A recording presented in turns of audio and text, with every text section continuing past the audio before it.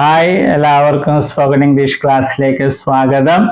നമ്മൾ ഇംഗ്ലീഷ് ഭാഷയിലെ ഏറെ പ്രത്യേകതകളുള്ള ഏറ്റവും കൂടുതൽ ഉപയോഗിക്കുന്ന ഏറ്റവും പ്രധാനപ്പെട്ട വെർബായ ബി എന്ന വെർബ് ക്രിയയുടെ ഉപയോഗങ്ങളാണ് കണ്ടുകൊണ്ടിരിക്കുന്നത്. നമ്മൾ പ്രസന്റ് ഫോമിലെ ഉപയോഗങ്ങളാണ് കണ്ടുകൊണ്ടിരിക്കുന്നത്. പ്രസന്റ് ഫോമിലെ വെർബ് ബിക്ക് 3 രൂപങ്ങളുണ്ട്. ആം, ഈസ്, ആർ. അർത്ഥമെല്ലാം ഒന്ന് തന്നെയാണ്, ആകുന്നു. പക്ഷെ നമ്മൾ മലയാളത്തില് ആകുന്നു എന്ന് പറയാറില്ല, ആണ് എന്നൊക്കെ പറയുള്ളൂ. ഇത് ആം ഐക്ക് വേണ്ടി, ഞാൻ എന്നതിന് വേണ്ടി മാത്രമാണ് ഉപയോഗിക്കുന്നത്. ഈസ് സിംഗുലറിന് വേണ്ടിയാണ്, ആറ് പ്ലൂറലിന് വേണ്ടിയാണ്. നമ്മൾ പ്ലൂറലാണ് കണ്ടുകൊണ്ടിരിക്കുന്നത്. 3 വാചകങ്ങൾ നമ്മൾ കാണുകയുണ്ടായി. വി ആർ ഹാപ്പി, നമ്മൾ സന്തോഷവാന്മാരാണ്, അല്ലെങ്കിൽ ഞങ്ങൾ സന്തോഷവാന്മാരാണ്. അതിന്റെ ക്വസ്റ്റ്യൻ ആണ്. ആറ് മുമ്പിൽ കൊണ്ടുവന്നിട്ട് ക്വസ്റ്റ്യൻ ആയി. എഴുതുമ്പോൾ ക്വസ്റ്റ്യൻ മാർക്ക് കൂട്ടിയിട്ടേക്കുക. ആർ വി ഹാപ്പി, നമ്മൾ അല്ലെങ്കിൽ ഞങ്ങൾ സന്തോഷവാന്മാരാണോ?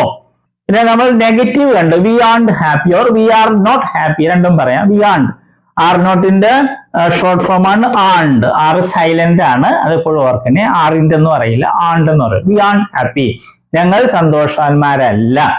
ഇന്ന് നമ്മൾ കാണുന്നത് 4-മത്തെയാണ്, നെഗറ്റീവിന്റെ ചോദ്യം. അതെങ്ങനെ ഉണ്ടാക്കും നമുക്ക് അറിയാം, നേരത്തെ കണ്ടതാണ്. നെഗറ്റീവ് ആണ്ട് എന്നുള്ളത് മുമ്പിൽ കൊണ്ടുവന്നിട്ടാൽ മതി. ആർ നോട്ടിന്റെ ഷോർട്ട് ഫോം ആണ് ആണ്ട്. ആർ നോട്ട് വി എന്ന് പറയില്ല, ആണ്ട് എന്ന് പറയുള്ളൂ. അപ്പൊ ഇതാണ് നമ്മൾ കാണുന്നത്.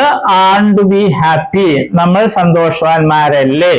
അപ്പൊ ആണ്ട് എന്നുള്ളത് ആദ്യം ഇടും, അപ്പൊ ക്വസ്റ്റ്യൻ ആവും. എപ്പോഴും അവർക്ക് ആർ നോട്ട് എന്നുള്ളത് നമ്മൾ പറയില്ല കേട്ടോ. ആർ നോട്ടിന്റെ ഷോർട്ട് ഫോം ആയ ആണ്ട്, ആറിന്റെ അല്ല. ആൺ വി ഹാപ്പി, ആൺ വി ഹാപ്പി, നമ്മൾ സന്തോഷവാന്മാരല്ലേ. പ്രാക്ടീസ് ചെയ്യാലോ. ആൻഡ് വി സ്മാർട്ട്, നമ്മൾ സ്മാർട്ട് അല്ലേ. ആൻഡ് വി സ്മാർട്ട്, നമ്മൾ സ്മാർട്ട് അല്ലേ. ആൻഡ് വി കൈൻഡ്, നമ്മൾ ദയുള്ളവരല്ലേ. ആൻഡ് വി പങ്ക്ച്വൽ, നമ്മൾ പങ്ക്ച്വൽ അല്ലേ. ആൻഡ് യു ഹാപ്പി, നീ സന്തോഷവാനല്ലേ, അല്ലെങ്കിൽ നിങ്ങൾ സന്തോഷവാന്മാരല്ലേ. ആൻഡ് യു സ്മാർട്ട്, നീ സ്മാർട്ട് അല്ലേ. ആൻഡ് യു കൈൻഡ്, നീ ദയുള്ളവനല്ലേ, അല്ലെങ്കിൽ നീ ദയുള്ളവളല്ലേ. സ്ത്രീ ആണെങ്കിൽ നമുക്ക് അങ്ങനെയൊക്കെ പറയാൻ പറ്റും, തിരിച്ചൊക്കെ. ആൻഡ് യു പങ്ക്ച്വൽ, നീ പങ്ക്ച്വൽ അല്ലേ.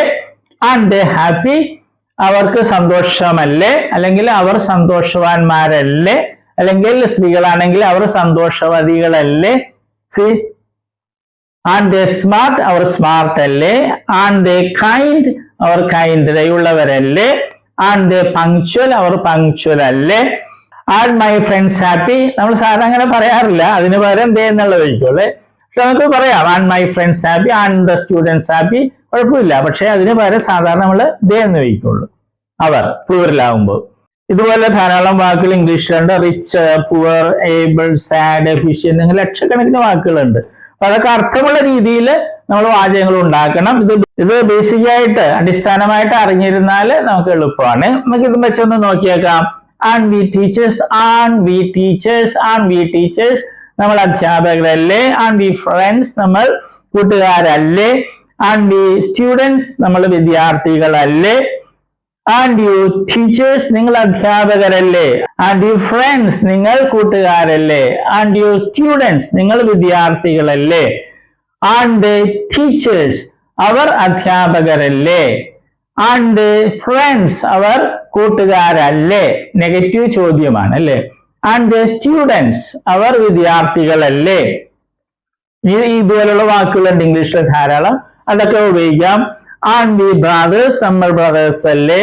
ആൻഡ് യു ബ്രദേഴ്സ്, നിങ്ങൾ ബ്രദേഴ്സ് അല്ലേ. ആൻഡ് ബ്രദേഴ്സ്, ആൻഡ് ബ്രദേഴ്സ്, അവർ ബ്രദേഴ്സ് അല്ലേ. ആ രീതിയിൽ നമ്മൾ പ്രാക്ടീസ് ചെയ്യണം. ഇപ്പൊ 4 വാചകങ്ങളാണ് നമ്മൾ കാണുന്നത്.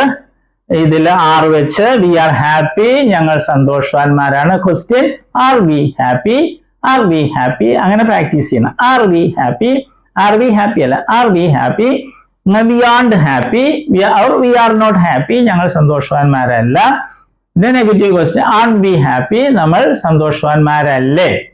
4 വാചകങ്ങള് ഇത് നമ്മൾ പഠിക്കുക. എപ്പോഴും പറയുന്ന പോലെ പ്രാക്ടീസ് ചെയ്യണം. ഒരാളെ കൂടി കണ്ടെത്തി മലയാളം പറയുന്നു, മറ്റയാൾ ഇംഗ്ലീഷ് പറയുന്നു, അങ്ങനെ റിപ്പീറ്റ് ചെയ്ത് പ്രാക്ടീസ് ചെയ്യുക. ഇങ്ങനെ വെർബിന്റെ ലിസ്റ്റ് ഉണ്ട്, വെർബ് പഠിക്കണേ. ഈ 4 ഫോംസ് ഉള്ള കളിയാ ഇംഗ്ലീഷ്, അതറിഞ്ഞിരിക്കണം. എളുപ്പമാണ്. നമുക്ക് ഒത്തിരി വാക്കുകൾ നേരത്തെ സ്കൂളിലൊക്കെ പഠിച്ചിട്ടുണ്ടാകുന്ന ഒരു ഓർഡറിൽ ഇട്ടാൽ മതി. Okay, all the best. നമ്മൾ വെർബുകളാണ് കാണുന്നത്. വെർബ്സ് എന്ന് പറയുന്നത് ക്രിയകള് അല്ലെ, വരിക, പോവുക എന്നൊക്കെ പറയുന്നതാണ് വെർബ് അല്ലെ ക്രിയകള്. അപ്പൊ വെർബിന് അല്ലെ ക്രിയയ്ക്ക് ധാരാളം രൂപങ്ങളുണ്ട്. ഉദാഹരണമായിട്ട് മലയാളത്തിൽ എഴുതുക എന്ന ക്രിയ അല്ലെങ്കിൽ വെർബ് എടുക്കുക, അങ്ങനെ ഒത്തിരി രൂപങ്ങൾ. എഴുതുക, എഴുതും, എഴുതുകയാണ്, എഴുതിയിട്ടുണ്ടായിരുന്നു, എഴുതുവാൻ, എഴുതുമായിരുന്നു, എഴുതണമായിരുന്നു, അങ്ങനെയൊക്കെ ധാരാളം രൂപങ്ങൾ മലയാളത്തിലുണ്ട്. അതുപോലെ ഇംഗ്ലീഷിലുണ്ട് ധാരാളം ഫോംസ്, രൂപങ്ങളുണ്ട്. അതിൽ 4 എണ്ണമാണ് ഇംഗ്ലീഷിലെ ഏറ്റവും പ്രധാനപ്പെട്ട രൂപങ്ങൾ. അതേതൊക്കെയാണ്? ഫോം എന്ന് വെച്ചാൽ രൂപം. Base form, present form, past form, past participle form.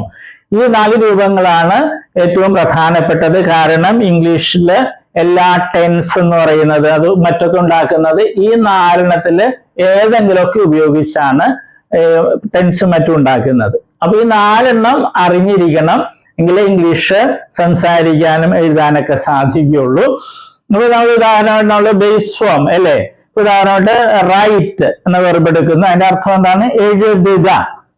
Present ഫോമില് right ഉണ്ട്, റൈറ്റ്സും ഉണ്ട്. ഇത് പ്ലൂറലാണ്, ഇത് സിംഗുലർ ആണ്. ഇതിന്റെ അർത്ഥം എന്താണ്? എഴുതാറുണ്ട് അല്ലെങ്കിൽ എഴുതുന്നു. ഇത് രണ്ടുപേരെ അർത്ഥം മലയാളത്തില്. പല കുട്ടികളും പ്രസന്റ് ഫോമിൽ ചോദിക്കുമ്പോൾ അവര് എഴുതുക എന്ന് പറയും. അത് തെറ്റാണ്.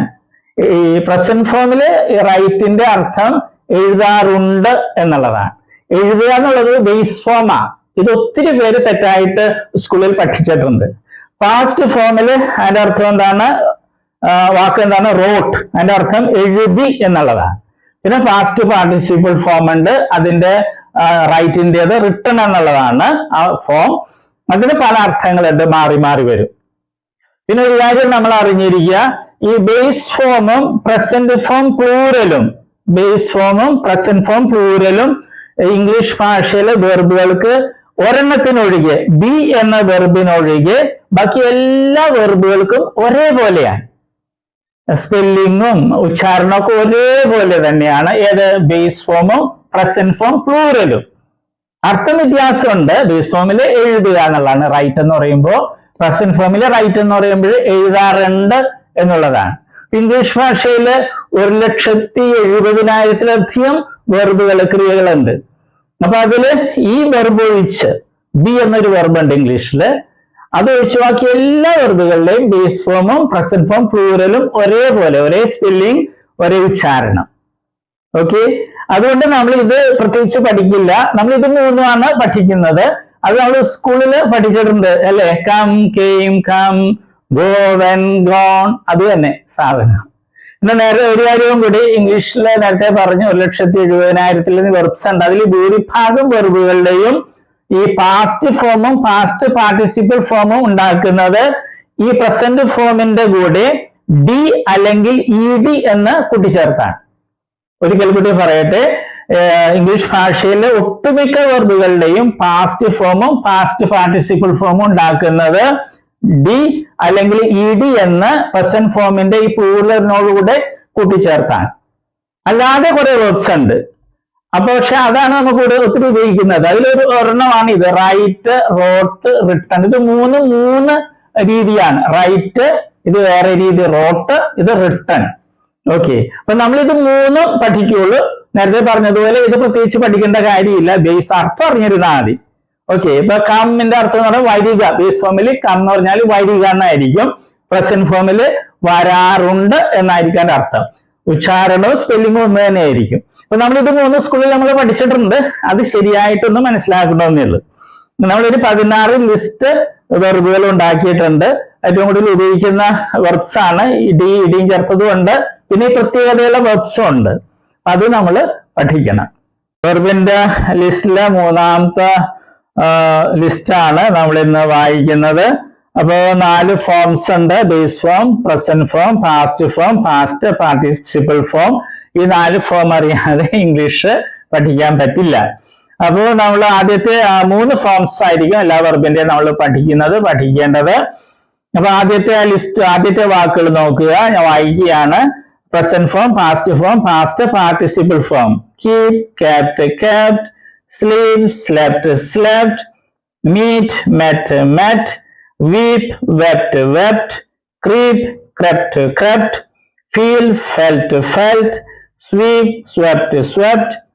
kneel, knelt, knelt, dwell, dwelt, dwelt, build, built, built, burn, burned, burned.